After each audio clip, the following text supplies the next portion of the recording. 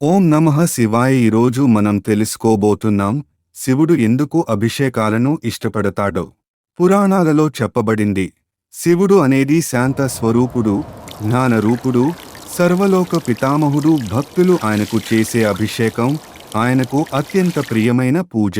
పాలు, నీరు, తేనె, చక్కెర, గంధం, బిల్వపత్రాలు ఇవి ఒక్కొక్కటి మన పాపాలను శాంతం చేస్తాయి. నీరు అభిషేకం అంటే మన మనసులోని దుమ్మును శుద్ధి చేయడం, పాలు అంటే పవిత్రత, తేనె అంటే మాధుర్యం, బిల్వపత్రం అంటే శివునికి అత్యంత ప్రియమైన భక్తి చిహ్నం.